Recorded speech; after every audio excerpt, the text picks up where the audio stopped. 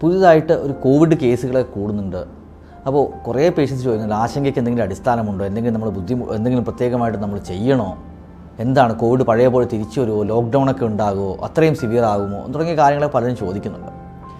നമ്മളിതിൽ മനസ്സിലാക്കേണ്ട ഒരു കാര്യം എന്ന് പറയുന്നത്, ഒന്നാമത്തെ കാര്യം, കോവിഡ് നമ്മുടെ സമൂഹത്തിൽ വൈഡ് സ്പ്രെഡ് ചെയ്ത് കഴിഞ്ഞു. ഒരു പ്രാവശ്യം ഒരു വൈറസ് സമൂഹത്തിൽ വ്യാപിച്ചു കഴിഞ്ഞാൽ ഒരിക്കലും അതിനെ പൂർണ്ണമായിട്ടും എലിമിനേറ്റ് ചെയ്യാൻ, ഇറാഡിക്കേറ്റ് ചെയ്യാൻ സാധിക്കില്ല. അത് ചെറിയ ചെറിയ വേവ്സ് ഇടയ്ക്കിടയ്ക്ക് വരും, ചെറിയ തരംഗങ്ങൾ വരും. അപ്പം ഈ കഴിഞ്ഞ ഏപ്രിൽ മെയ് മാസങ്ങളിൽ ചെറിയൊരു തരംഗം പോലെ ഉണ്ടായി, കേസുകൾ കൂടി, അത് കഴിഞ്ഞ് കുറഞ്ഞു. അത് കഴിഞ്ഞ് ഇപ്പോൾ കഴിഞ്ഞ 1-2 ആഴ്ചകളായിട്ട് വീണ്ടും കേസുകൾ കൂടുന്നുണ്ട്. ഇപ്പോഴത്തെ ഈ കേസുകൾ കൂടുന്ന JN1 എന്ന് പറയുന്നൊരു വകഭേദം വന്ന ശേഷമാണ് കേസുകൾ കൂടുന്നതാണ് കരുതപ്പെടുന്നത്.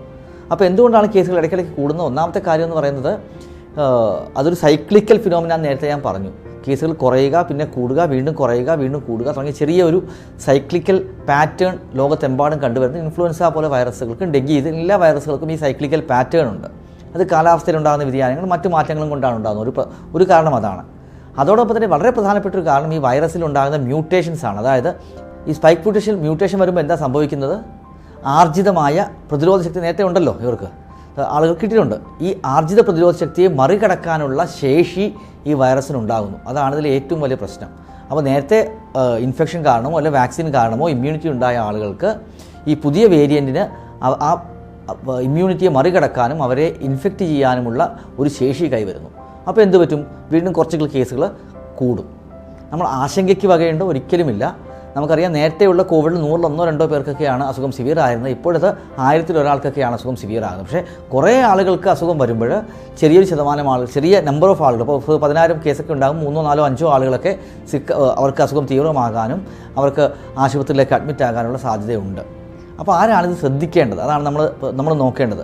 അപ്പോൾ ആശങ്കയ്ക്ക് അടിസ്ഥാനമില്ല. ലോക്ക്ഡൗണോ അങ്ങനെയുള്ള കാര്യങ്ങളൊക്കെ ഉണ്ടാകാനുള്ള സാധ്യത വളരെ വളരെ വളരെ കുറവാണ് ഇപ്പോഴത്തെ സാഹചര്യത്തിൽ. അതുകൊണ്ട് പേടിക്കേണ്ട കാര്യമില്ല. പക്ഷേ നമ്മൾ നോക്കേണ്ടത് എന്താണ്?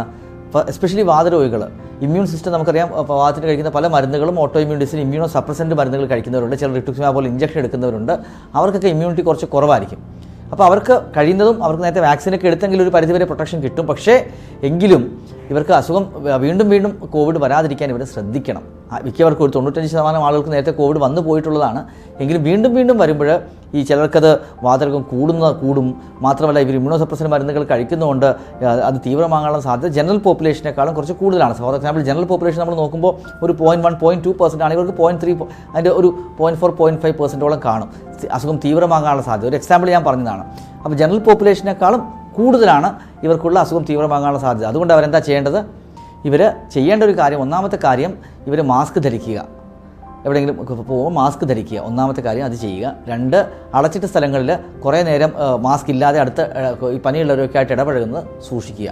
3, അത് പനി ഉണ്ടെങ്കിൽ ഒന്ന് റെസ്റ്റ് എടുക്കുക. നല്ല രീതിയിൽ റെസ്റ്റ് എടുത്താൽ 99% ആളുകൾക്കും അസുഖം കംപ്ലീറ്റ് ആയിട്ട് ക്ലിയർ ആകും. ഇപ്പോൾ വരുന്ന കോവിഡുകൾ 99% ആളുകൾക്കും വലിയ രീതിയിൽ അസുഖം മൂർച്ഛിക്കുന്നില്ല.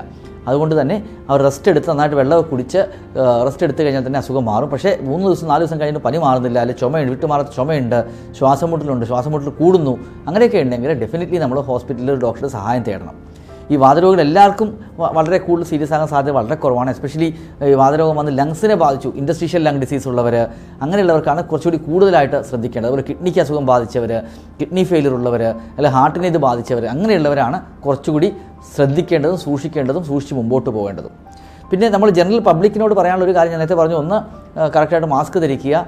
ഒരു അടച്ചിട്ട മുറിയിൽ കുറേ നേരം സംസാരിക്കുന്ന അവോയ്ഡ് ചെയ്യുക, മാസ്ക് ഇല്ലാതെ സംസാരിക്കുന്ന അവോയ്ഡ് ചെയ്യുക. ഈ 2 കാര്യങ്ങളാണ് പ്രധാനമായിട്ടും ശ്രദ്ധിക്കേണ്ടത്. പിന്നെ മൂന്നാമത്തെ ഒരു പ്രധാനപ്പെട്ട കാര്യം, വാക്സിൻ എടുക്കാത്ത ആരെങ്കിലും ഉണ്ടെങ്കിൽ ഡെഫിനറ്റ്ലി വാക്സിൻ എടുക്കുക. എല്ലാവരും വാക്സിൻ എടുത്തിട്ടുണ്ട് ഓൾമോസ്റ്റ്, എങ്കിലും വാക്സിൻ എടുത്തില്ലെങ്കിൽ വാക്സിൻ എടുക്കുക.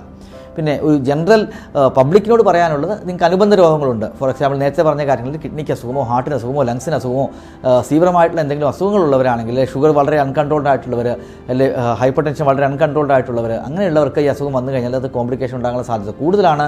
കാരണം നിങ്ങളുടെ ഇമ്മ്യൂൺ സിസ്റ്റത്തിൻ്റെ ഒരു ശക്തി കുറവായിരിക്കും. അതുകൊണ്ട് നിങ്ങളും ശ്രദ്ധിക്കുക.